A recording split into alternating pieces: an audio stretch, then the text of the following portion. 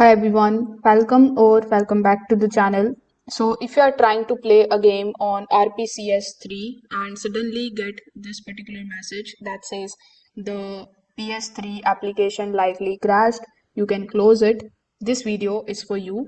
This particular error usually appears when you are launching a game or loading a save or even during the gameplay, and it can be caused by wrong settings or corrupted shaders or missing firmware or unsupported games. So in this video, I will walk you through all the proper fixes step by step so that you can understand why the crash happens and how to fix it correctly. So without further delay, let's get straight into it. So before basically fixing anything on your device, you first of all need to confirm whether the game is actually playable on RPCS3. Not all the PS3 games work perfectly yet. So in order to check the compatibility, you just have to simply open RPCS3 and you need to check the game's compatibility status. So here, if the game is marked as playable in game or intro, it should run with the correct settings. If it is marked as nothing, crashes are expected and no setting can change or no settings can actually fix it yet.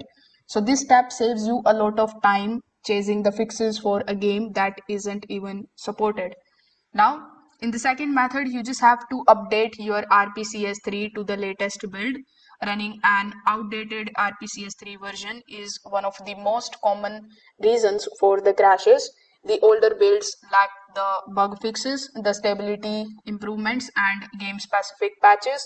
So, in order to basically get the latest version, you can either come here on the official website of rpcs3.net. Then here when you click on the option of download, it is going to show you if there is any latest update available or not. Once it is updated successfully, you can close rpcs3 completely and then simply reopen it. Many of the users have find that crash disappears after simply updating alone. So if the error still persists, you can try reinstalling the PS3 firmware. So RPCS3 relies heavily on PS3 firmware files. If firmware is missing, incomplete, or corrupted, games will crash instantly. So in order to find that, simply go to the files and then look for the option of install firmware. Now, if the firmware is already installed, you can just simply reinstall it once anyway. This refreshes the important system files that games depend on. After installation finishes, you just have to restart your RPCS3 before launching any game. Once you are done, simply try to launch your game and see if you are still getting this error or not. You can also fix some of the CPU and the GPU settings in your device. Sometimes the incorrect configuration is also the major cause of the PS3 application crashed error. So you need to open the configuration, then open CPU set.